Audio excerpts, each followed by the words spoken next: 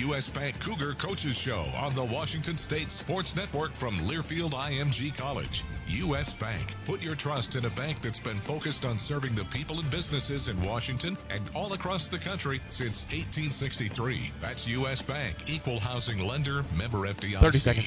Tonight's show is also brought to you by Northern Quest Resort and Casino. The post-game party never stops at Northern Quest with 24/7 gaming, over a dozen restaurants and lounges, luxury rooms, and more. Details at northernquest.com. By Zappos, the home for the Cougar Coaches Show. And by The Bookie. It's all here. 10. It's all you. It's all WSU. Live from Zappos, alongside Cougar head coach Mike Leach. Stand by. Here's the voice of the Cougars, Matt Chazanow. Mike's up. We are live here at Zappos. It is that time of the week. It is a packed house here today at Zappos, and Washington State's ranked 19th in the country, 3-0. Washington State once again is 3-0. I've already buried the lead. Gardner Minshew's 7 of 8 for 85 yards and 2 touchdowns here tonight, taking on Tennessee. And Luke Falk will be starting for the Jets in Foxborough. How about that? What a week to be a Cougar quarterback. Just incredible. We will have Mike Leach, I'm told. He is en route from Thursday Night Football. And we will be joined tonight by, oh, yeah, that's right. There's a trophy next to me, the AFCA National Championship Trophy. So Coach Leach last year was the 2018 National Coach of the Year, the AFCA Coach of the Year. Yep. 11-win season for the Cougs, Alamo Bowl victors. And this is their national championship trophy that they parade around the country. And Gardner will be here with the trophy on Saturday. And I think he'll actually be right next to where the tailgate show is, where Derek and Jedediah are pregame there on Rogers Field, in that vicinity somewhere. And you can go take another closer peek at the trophy here, and then maybe go say hey to Gardner for a little bit after it looks like he's about to win an NFL start here against the Tennessee Titans. What I am not allowed to do is call any action of this game off TV. That's a no-no. So we'll just kind of give some updates as Gardner's playing here. Right now, Jacksonville's on defense, up 14-0. But Anthony Gordon, still just more of the same, just an unbelievable effort. Gordon's been incredible.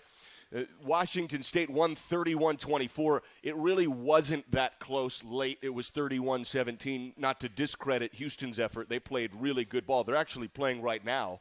They're playing Tulane. And Houston scored a late touchdown and made it tight and had the onside kick. And the Cougars, the Washington State Cougars, took care of business. But Gordo's now 1,324 yards, 78.7% passing, 12 touchdowns, and 2 interceptions in 3 games. Just unbelievable as we now start off Pac-12 play. We will relive the game against Houston. Mike Leach is en route, and I failed to mention Pac-12 Network's Mike Yam will throw a headset on and join us. Yammer is one of our favorite people, and he's here for this game. We'll talk to him in a moment. Let's relive the game against Houston. We'll take a break and come back with Coach and Yammer. And you're clear. Snap back to King, throws a dart over the middle, touchdown. Right down the center of the defense at 6-0 Houston. Snap back Gordon, tons of time, uncorks one deep, has Easop Winston in stride, 5-yard line, touchdown. 39 yards, and there's the immediate answer. Man, they were playing man at the beginning of the game, and, I told Gordo we got to take advantage of it, man, because, we pass the ball a lot, and we got to take advantage of those man-on-man coverage and everything, and we seen, man, and he gave me the signal, and the rest was history. We'll go to halftime as Washington State is down 14-7 here to Houston. Coach Leach was just telling us all week that we were going to hit adversity, so we knew it was coming, so we knew how to handle it coming into the second half. So nobody was flustered, everybody was in good spirits, and I think that helped us get the W tonight. 4th and short from the 44-yard line. Snap back. King, he lost the football. That's a fumbled football. It's short regardless. Washington State says they've got it. It will be WSU with a turnover on downs either way. Ball between the hashes. Snap back Gordon. Handoff Borghi. Sees part left guard. Touchdown Washington State. Extra point pending to tie the game. Washington State defense holds on 4th and 1, and the Cougar offense marches down to score with 10:24 to play in the third. Gordon airs it out. Center of the field. Des Patman, connection made. Touchdown, Air Gordon. Des Patman on the receiving end of a 39-yard missile. And it's 20-7 20-14. Washington State leads it for the first time. Houston at its own 47 takes the snap under pressure. He is pulled down and sacked. Will Rogers shoots through the line. 46 seconds left, third quarter. It's the fourth third quarter punt forced by Washington State's defense. Yeah, this Washington State defense has made an adjustment coming out of halftime. Really nice job. First and goal from the Houston Sevens. Gordon takes the snap. Waist high, looks right, rolls left, throws it, left corner, leaping grab, touchdown! Leaping grab, Travell Harris. Harris elevates, and Washington State expands the advantage to 10. Snap back, leaves it off over the middle. Catch made by Stevens. He lost the football. Washington State dives on top of it. Washington State says they have it, and they do. I was really proud of the way our guys responded. So we had a few lessons to learn here. One, we played from behind. Two, we played on the road. And three, in the end, I felt like the toughest team won. Washington State, ranked 20th in the country, survives the Lone Star State. It's Washington State winning the Texas kickoff 31-24 in Houston over the Houston Cougars. More from Zappos after this on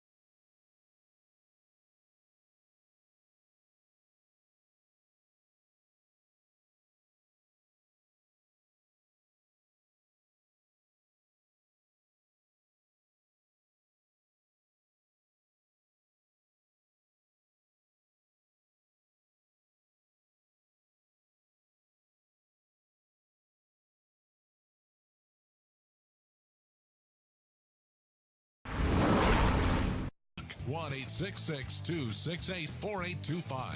Live from Zappos alongside Cougar head coach Mike Leach. Here's Matt Chazanow. Back here live at Zappos, we are awaiting the arrival of Coach Leach, and he'll be here momentarily. We've got some write-in questions rolling in here. You can feel free to tweet them in at @M_Chaz. In the break just there, I popped open Twitter. Gardner Minshew, I think, is the number one trending topic in the country right now on Twitter. Everybody's talking about him because he is currently slicing and dicing the Titans up. He has 8 of 10 passing for 96 yards and 2 touchdowns. And Jacksonville leads Tennessee 14-0. If you do want to tweet a question in, you can feel free, M_Chaz. If you are brave enough to call in, and I recommend it, it's 866-268-4825. 866-268-4825. There is so much going on here on the Palouse. I feel like Washington State on Saturday with Gardner on Thursday tonight, and then Luke on Sunday. It's Washington State that's like the center of the football world. Washington State, ranked 19th in the country, is really dominating all football conversations with the QBs. And I'll speak with some of the coaches about this before the game, but Jalen Thompson's playing a lot of special teams for Arizona. Frankie Louvu's with Luke on the Jets. Joe Dahl is starting at guard now for the Lions. I heard he got an extension, actually, so he'll be there in Detroit, and he's playing great football. And Miss Daniel Equale was recording tackles for the Browns. Destiny Viao, I think, might be a little bit banged up for Philadelphia. But so many Cougs are doing such great things. Craycraft is active for the Broncos. He's doing great, and it's just super fun to see all these guys able to live out that dream and get there to play on Sundays as again, Gardner's in action right now here tonight, and we'll probably work toward halftime while we're in this show here. I had alluded to Anthony Gordon and his statistics. Max Borghi is averaging 7.8 a touch. He has 5 touchdowns. That's as many as anybody, and Borghi's just been incredible. And Brandon Arconato leads Washington State in receiving. How about Arconato? 23 receptions. Aesop is number 2 on the team with 16. Okay, now Arconato as a preferred walk-on is a super talented kid, but he's just earned his scholarship. 23 receptions, 308 yards and a touchdown. He did have the touchdown, if you remember, a couple of years ago in that rainy game against Colorado. He scored a touchdown in Martin Stadium, and he really hadn't done a ton since. And now here he is leading Washington State in receiving through these first 3 games. Now, UCLA has had its struggles, and they are 0-3. Their last game was against Oklahoma. They lost 48-14. They have scored exactly 14 points in all 3 of their games this year. They were in a pretty close game with Cincinnati. It was 24-14, the final. That's a hard game. Cincinnati's pretty darn good. That game was actually on the road for UCLA. They were in Nippert Stadium in Cincinnati. They lost to San Diego State in their second game, 23-14. And most recently, they really got sliced up by Jalen Hurts, who might be the Heisman frontrunner right now and probably is, the transfer from Alabama. And they beat UCLA 48-14. It's also kind of funny that it's the second time Washington State has gone up against a team that just recently played Alex Grinch's defense of Oklahoma. Houston just played Oklahoma, and now UCLA has just played Oklahoma, and it's sort of an odd symmetry for these teams to go Alex Grinch, Tracy Clays, and then Alex Grinch, Tracy Clays, which is sort of a funny deal also. UCLA's quarterback is a redshirt, is a sophomore from Las Vegas, Dorian Thompson-Robinson.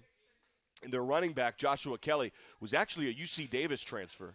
He played for UC Davis, and he transferred over and had an incredible year last year. He was top 10 in the nation in rushing. He had nearly 1,300 yards, and he actually had one of the best UCLA single seasons rushing ever for them. He averaged 113 yards a game and even, I think, missed a little bit of time. He was top 10 in the country.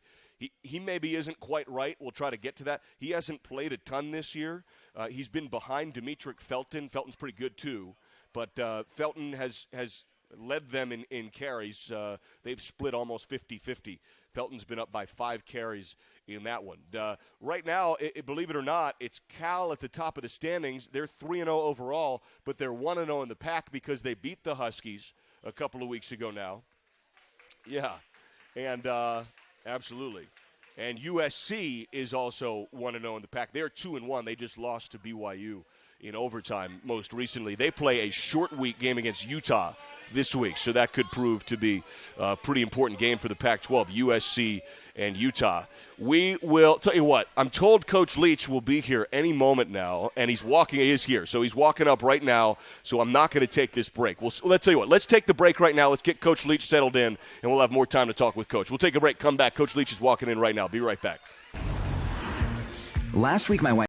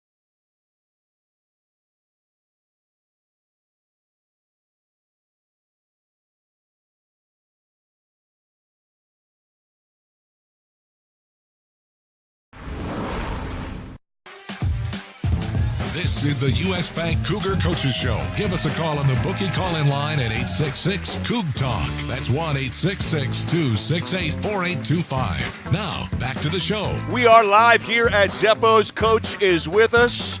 And let's get the stat update. Packed house here at Zeppo's. We've got the Gardner Minshew watch is very real. Gardner, Coach, quick stat update for you. He's 8 of 10 passing for 96 yards and 2 touchdowns. And he is slicing up the Tennessee Titans. How about Gardner playing on a Thursday? Just last year, it was the two of us talking about what he'd do on Saturday. Now here he is playing against the Titans on Thursday live here at Zeppo's. And we've got Mike Yam here, the Pac-12, with us as well. Yammer coming all the way from the Bay Area to join us. Sure, if you want to pop up there, we'd love to see it. Coach, how about Gardner and doing all he's doing? It's so exciting. Yeah, I think we wish somebody hadn't dropped that 9th ball, you know. It's also, not only is it, and it's kind of fun actually, just very selfishly, extremely selfishly, it's fun that Gardner's going tonight and then Luke's going on Sunday, and they're not at the same time. We can watch each of them independently. You got Luke's first start up against Tom Brady in Foxborough. Yeah, no, that'll be exciting, and obviously they're a huge challenge, but, you know, Luke's a good game manager, and, you know, and I think that, and obviously he'll get better as time goes on, as he gets more experience and more reps there in the NFL, but, I expect him to do a good job elevating the abilities of the players around him. Yammer, you are joining us from Pac-12 Networks. Thank you for taking the time. No, I appreciate it. I felt bad just because I know everyone's waiting on Coach. I don't want to stand everyone's cheering. I was like, I hope they're cheering for Coach because no one usually gives me an applause. Yeah. No question. They don't usually cheer. I was not asking for a sympathy clap, but I will take it. This is the first time that they've cheered, so it's because of you. Might be a Yammer deal, yeah. Hey, because where you work is also where the league offices are. For sure. What's the scuttlebutt this week with Cougar quarterbacks taking over the NFL for this week? It's pretty remarkable, right? Just because I think you've seen, and Coach can speak to this, just based off of this error rate. And typically, I remember 8 years ago when we launched Pac-12 Network, you didn't necessarily see, there's a stigma against those types of quarterbacks. And now all of a sudden you're seeing guys like Gardner, more recently Luke in the league, Jared Goff, Patrick Mahomes, guys like that. Baker Mayfield. And look, I know you guys are good friends with Yogi Roth, who's been saying this for years, that the NFL game is finally catching up to the college game. And we're seeing that in full display. And what Mike has been able to pioneer in a lot of ways is truly remarkable. And you're seeing, a lot of those dividends pay out not only for guys that have played in this league, but played on this team and just across the board, this air raid offense. Yeah, it's amazing also, the number one pick, in the last 2 drafts, right? Yeah. Baker and Kyler. And, it's just amazing. I want to get a little specific here, Coach. Last week, it was a Friday game. It feels like even longer ago for some reason, a Friday night in Houston. How do you feel like Washington State played against those Cougars down there?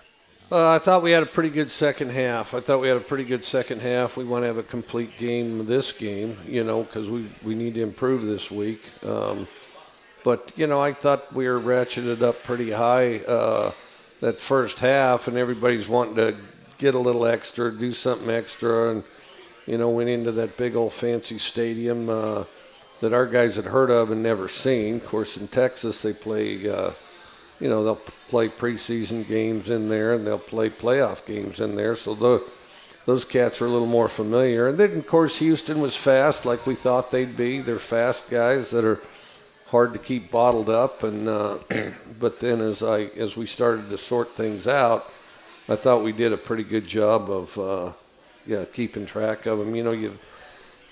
Our defense that second half, if you think about it, other than that one drive, the last drive that Houston had, which, I guess we're all, wish we had that over. Didn't feel like we put our best foot forward. Kind of a prevent situation, but held them to 2.5 yards of play the second half. 2.5 yards of play, and we had over 10 yards of play that second half.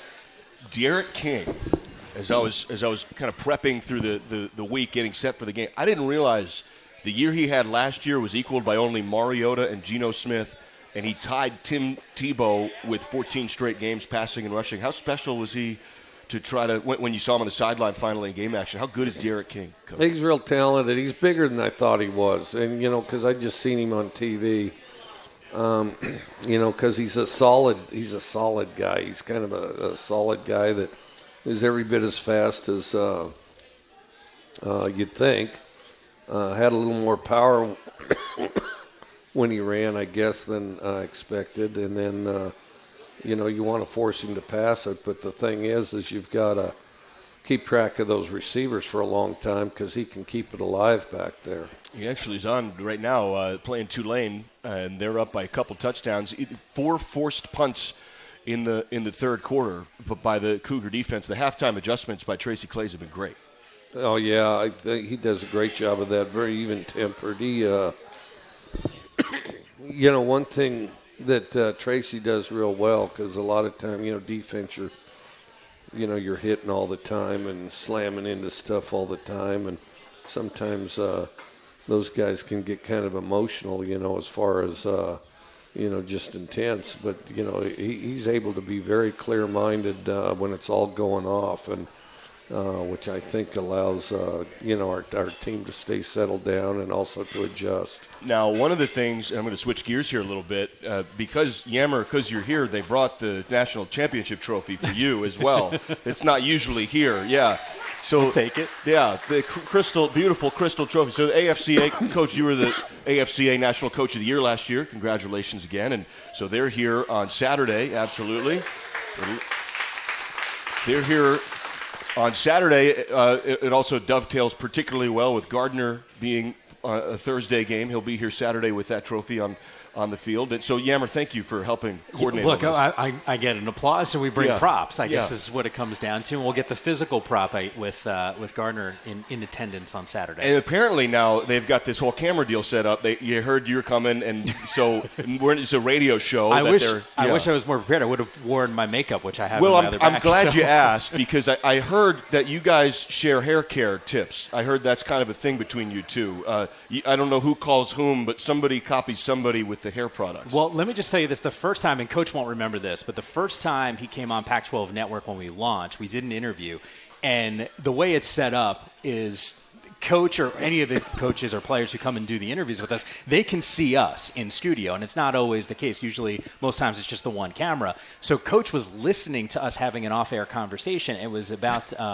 Reservoir Dogs, the movie. It was just like this random thing. Great flick. And then all of a sudden, Coach comes on and starts talking with us about the movie, and none of this was on air. And I had just said something to the coach like, I bet you can't work in a Reservoir Dogs reference. Little did I know, Coach Leach at that time, the entire interview was basically about Mr. White and all these different colors. He was able to work it in. Challenge accepted. And then it was all the hair stuff. So that has been an ongoing theme. But I can guarantee, Coach, you're copying.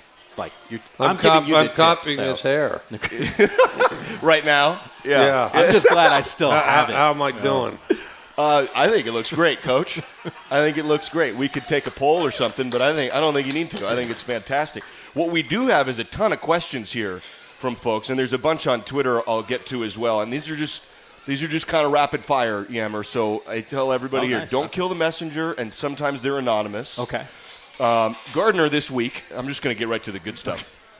Coach Gardner this week was offered $1 million to lead an exercise class in only his jockstrap. And now he does stretches only in his jockstrap in the locker room, and is sort of famous for it. What's the most bizarre offer you've had, and mind you, that you can share maybe?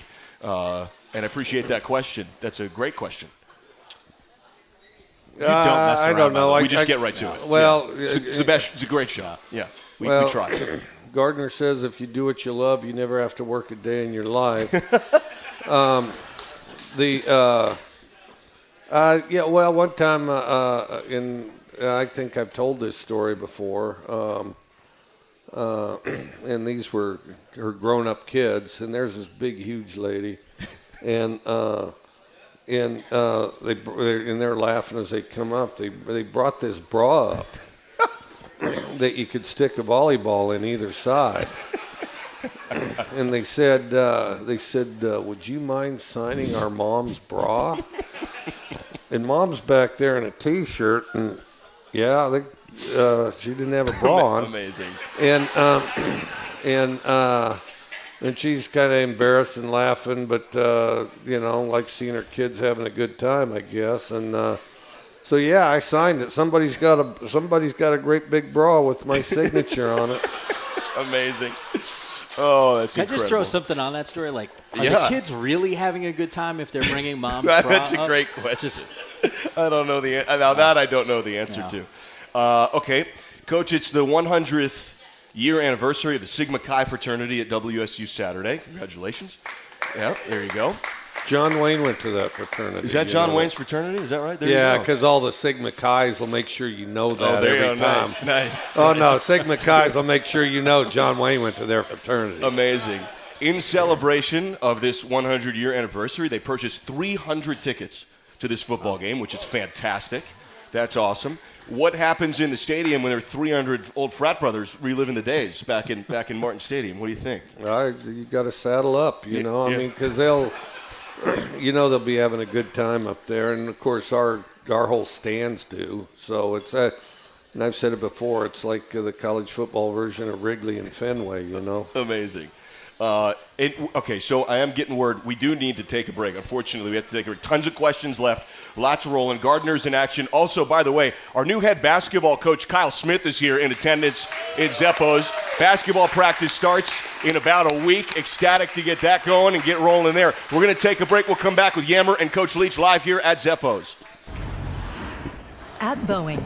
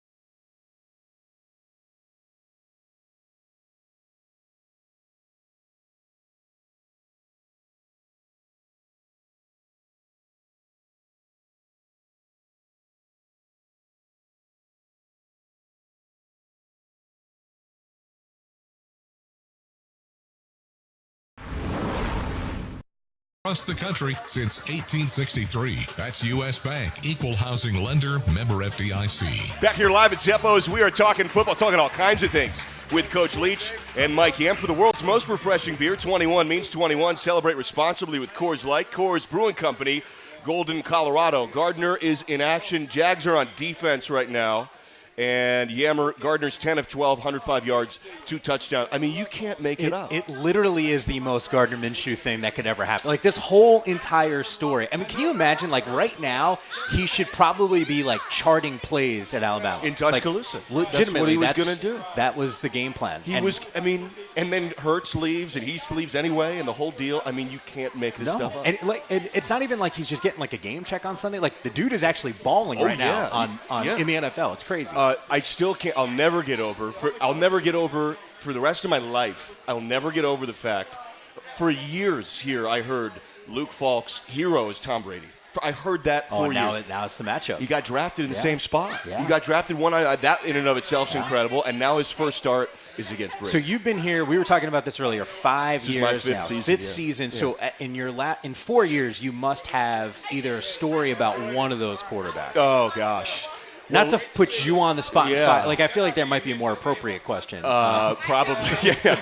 I'm trying to rack my brain now for something.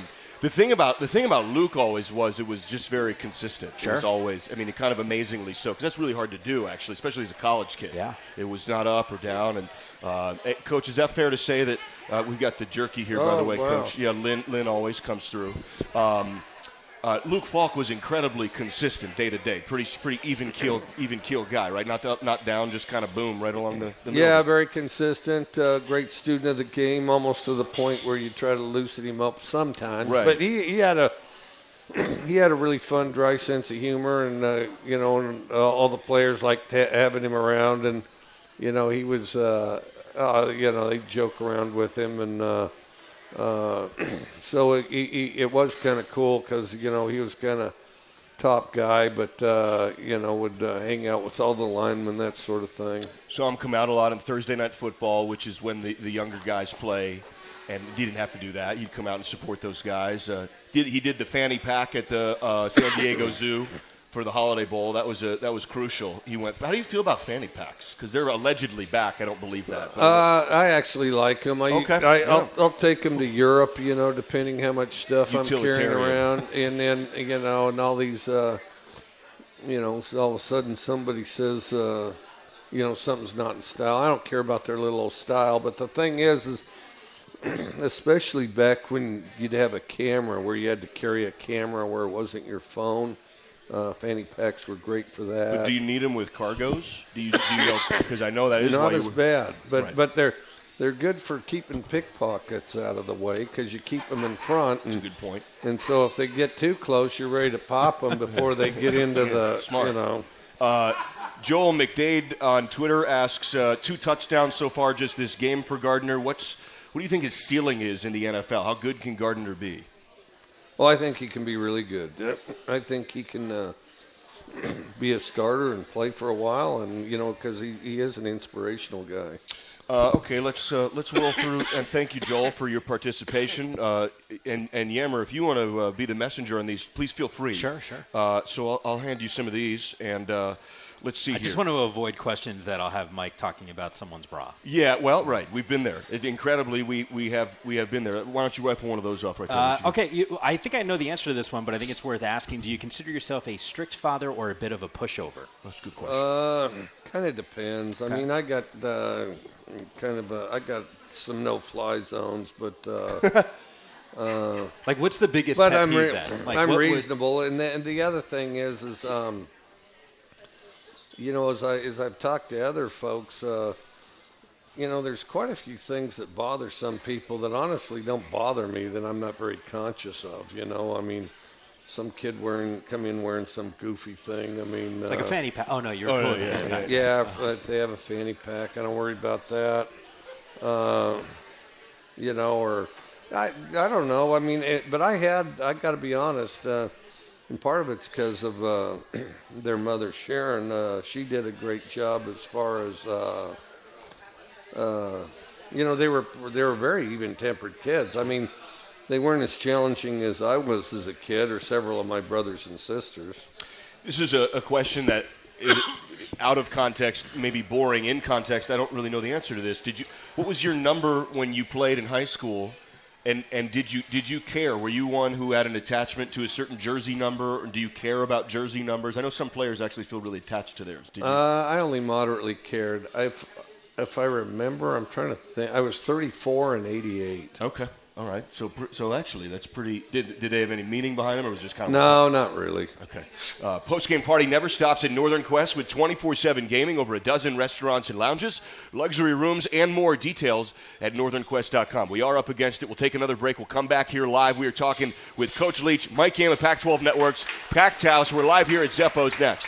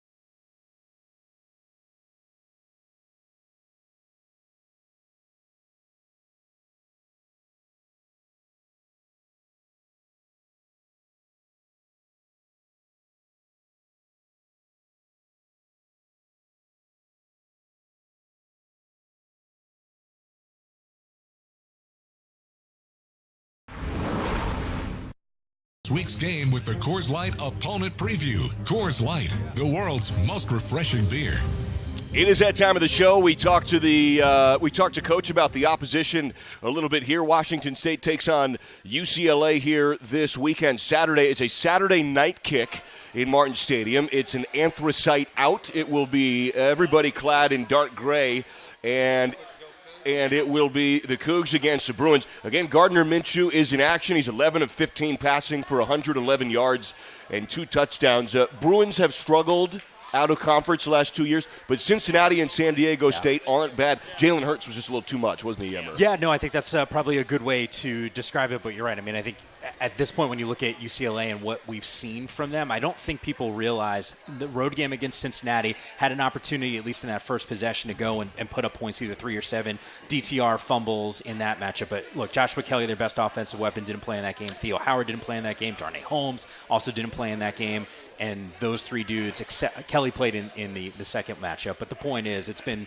tough sledding for Coach Kelly. Coach, you're looking at film, getting ready for UCLA here. What did you see that jumped out at you for the Bruins? I know for a fact, I know that I talked to some of the other coaches. They're 0-3, but there's a ton of talent on UCLA's team. I know that to be the case. Yeah, they're really big and they're really talented. And, they're always talented. I would say they're kind of inordinately big this year. They're probably the biggest defensive line in the conference, and certainly one of the biggest offensive lines. Yeah, they have a nose tackle at 363. I thought it was a typo. Antonio Mafi's 363 pounds. Yeah, I'll tell you, in talking to those teams that played him, he looks like it too. I mean, they're just huge. They all say that they're huge. Their linebackers are big too. Yeah, I can't think of a bigger D lineman. I can't think of a guy, Abe Lucas, at 6'7", 320, giving up 40 pounds to anybody. That's pretty. I mean, I don't want to just focus on one guy, but in and of itself, that's pretty wild. Yeah, this guy's got it packed a little lower center of gravity there. He's got it packed in there. You said the linebackers are pretty big. They've got a couple of brothers on this team. Darnay Holmes, you mentioned, was a 5-star recruit, a big recruit to UCLA, and I know that Jalen Hurts did his thing. But when you see this defense, what do you see, Coach? I see a lot of great potential that hopefully doesn't get unleashed this weekend. And then their DBs are fast. Their DBs are smaller, but they're fast. There's 53 freshmen on their roster, which is the most in FBS play. I think the numbers go even higher when you talk about freshmen and sophomore. Clearly they go higher, but significantly higher. How concerning is that for you, Coach, when you see a team that you know has got potential, but they still haven't figured it out yet in terms of how to win a game? Well, they're dangerous, dangerous. And you hope you can keep with regard to when you play them. You hope they don't get it figured out when you're playing them, Chip's he's been open about the fact that he's not doing what he did at Oregon. He was pretty famous for, spreading the field, run the quarterback with Mariota and with all that he had there. It's not the same scheme. This is not the same deal, right? It's almost a cross between what he was doing before and kind of a traditional pro style. Interesting. What about the odds? What are the odds that you would go up against, on pure coincidence, 2 teams that Oklahoma both played with all the shared staff? Not that it really means all that much, but it's just the odds of that, just because the schedules are put out so far in advance, but the odds of that just seem so slim. Yeah, it is. It's surprising. No doubt. All right, that's a little look there at UCLA as the Cougs take on the Bruins this Saturday night. There's a question there. Somebody's here from Los Angeles. Yes, I actually just met them. Okay. So a friend visiting from L.A., do you like Disneyland? And if so, what do you like about it? Everybody likes Disneyland. Right. It's anybody that doesn't like Disneyland, well, 1, either was never a kid, or 2, is a liar, or 3, and there's a certain amount of this going on, and trying to act like they're really evolved somehow, and they perceive life on a higher level that all the rest of us, we just wouldn't understand. And then, no, everybody likes Disneyland. Now, not everybody likes lines, but Disneyland without lines, it is one of the happiest places on earth. When I was a kid, it was the happiest place on earth. Now, it's one of the happiest places on earth. But, no, Disneyland's outstanding. And actually, I've always liked the Disneyland in California is my favorite one. Some of the rides are a little longer. You got the Matterhorn, even though that's not my favorite ride. It's cool to look at. And, I was, to be honest with you, I was in high school, I think. But Walt Disney, what an incredible guy, the things that he revolutionized, the things he invented. When I was in high school, actually, some people kind of make fun of me a little bit because, you carry around the book you're reading to all your classes. And, of course, I'd read it while they were talking, and try to multitask a little bit. But I read a bio on Walt Disney. I mean, just truly an impressive. Like, if you think of all the impressive people, Walt Disney should be on the list, Is he, not to go down this deep, dark path, we can go really there. but you're here, so we might as well. Let's do it. Didn't he, freeze his body or something like one of those Ted Williams, I know. Maybe Walt Disney, Am I making too. that up? And I thought he did to, preserve himself for, decades down the line. He might have. That sounds familiar, but he talks about his life in St. Louis, how tough it was delivering papers, that sort of thing. He always had the ability to draw. I believe that it was the second cartoon. I think Popeye was first, or maybe Fritz the Cat. But anyway, one of the earliest ever. Steamboat Willie, know. Yeah. And then that was Mickey Mouse. That started Mickey Mouse. And then he just you're dialed in. Then he just keeps adding on, and of course you'd watch Wonderful World of Disney right before Bonanza on Sundays. I don't mean to interrupt. They're going through famous quarterback mustaches on TV right now. They got Hostetler, Plummer, Rogers, Namath, and now they're throwing Minshew up there with famous QB mustaches. Yeah, well, real good luck to all those other guys. That's awesome. Hey, I got a question here from Peter in New York. And so Peter's watching online from New York City. Great guy. Peter is one of our favorite guys. And he may have I don't know the answer to this, but he wants to know, you have a goal to walk every city and every street on Manhattan. Is that right? Yeah, I've done approximately 3/4 of it. Okay. What I would do, and not necessarily the long streets, but the short side, cross streets, yeah, the cross streets. So I go for the College Football Hall of Fame or just other times. Leave the hotel, start at the bottom at the Battery, and just. Like a typewriter, boom, boom, boom. That's awesome. Boom, boom, boom, boom, boom. Okay, so I've made it all the way up to Central Park. Okay, about 59th, I think, off my head. Okay, yeah. I've made it all the way from the bottom up to Central Park. Okay, then I've made it on the east side all the way up to the top of Central Park. Nice. Okay, then I've made about 3 of the streets in Harlem. Are you up there? Okay. Okay, the 100 and something or other. Yep. Just south of Columbia, south of Columbia. And then I've made it kind of from Harlem about probably a third of the way down the west side. So what I'm missing is the west side just north of north of the south end of Central Park, the west side. So I'm missing a portion of that. That's right where I was a baby, right in there. And I'm missing Upper East. I'm missing the highest part of Harlem. Did you go through Central Park because it's right in the middle there? Would you walk through it? I tried. Now that's tricky. Yeah. I tried because there's circles in there. You never know where you're at. Yeah, the reservoir. I would try to walk all the paths there, all the streets there. And then all of a sudden I'd find myself the way I started. And then I messed around with the map a little bit, which wasn't that helpful. And then there's a part over there on the east side where all of a sudden you run into a street. Right. And So I think I deserve kind of a good effort for that. Oh, I've yeah. covered a lot of it. Oh, heck yeah. But- That's not easy to do. It's 8 miles, but Yammer knows But that. there's a point to where Central Park, there's probably a road or so I've missed that I couldn't sort in my progression. For sure. Peter, thank you very much for that question. That's super fun. What do you say let's take our final break here and come back and put a ball on it. We're live here with Yammer and Coach Leach live here at Zeppos. Hey, I'm Kirk.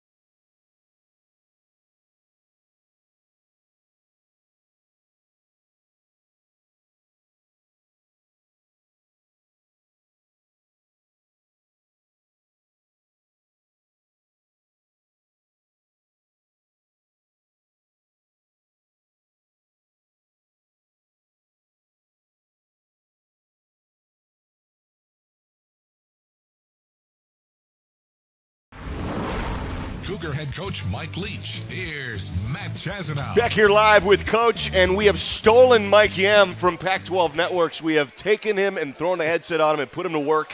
Yammer, thank you, buddy. We really appreciate it. It's been awesome. This is super fun to have you, and this is our final segment, so we've got about, 4 or so minutes to go here. Coach, question that just got handed to us. You ever been mountain climbing? I don't know the answer to that.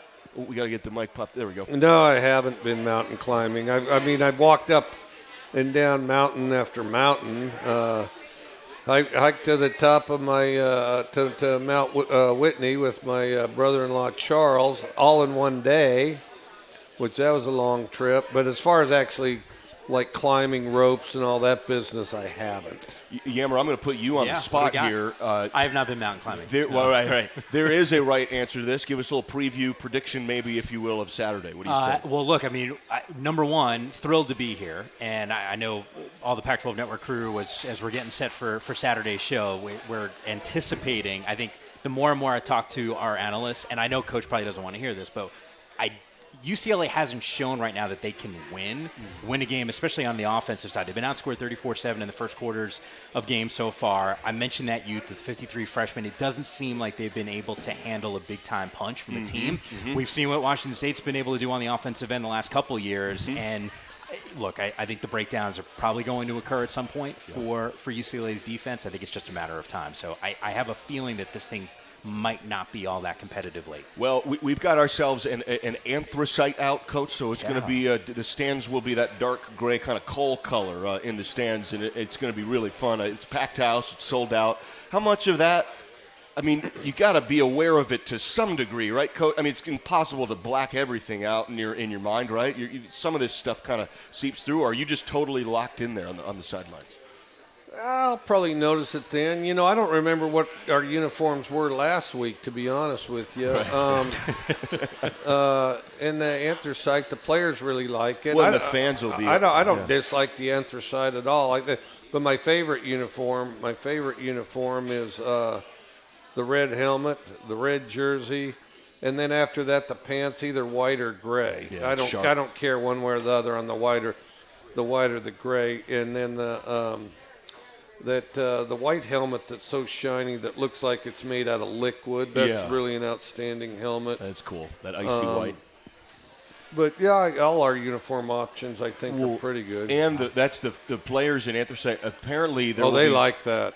And there will be 33,000 fans in anthracite too. The instructions have been everybody, and including the dictate for the radio team. We've been told to be in anthracite. Jess McIntyre for sure will be in anthracite. Oh, she'll definitely be in anthracite. She might even have her dog in anthracite. That's a great point. Benson, we'll have to ask her. She might put Benson in anthracite.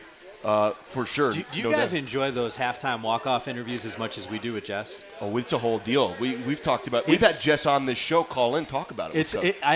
Not that I'm not listening to what Coach has to say, but amazing. Like my attention goes immediately to like Jess. 100% as they're doing the walkthrough. So. Well, she hasn't been playing particularly fair lately.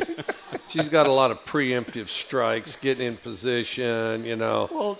Art of War, Sun Tzu, right? I mean, I guess. But the thing is if we're on defense before the end of the half, I got a better shot of getting a running start and making her earn her money. Now, if I get under that awning, ball game. No interview. That's a victory. And I've only had a couple of them. In like maybe 3, and then. But no, if I get under the awning, I wave at them and give them a better luck next time. Jess and I, for games that the forecast calls for weather, especially, was it the Colorado game or the Oregon State game, Coach, was like the worst weather. Anyway, we got 60 seconds left. Jess we had a footwear discussion on how to catch Coach. That was because she's like, I got to be dry, but I need to catch Coach. Thank you, everybody, for coming. It's great to see everybody. Thanks to Mike Yam for coming along. Thanks to Jared Prengruber behind the scenes. Jerry Kylo does such a great job. Jake Eisenberg back in the studios. This week's matchup is sponsored by Primera Blue Cross. It is a Saturday night kick, 5:30 airtime. It's the Cougs, 19th in the country, against UCLA coming up on Saturday.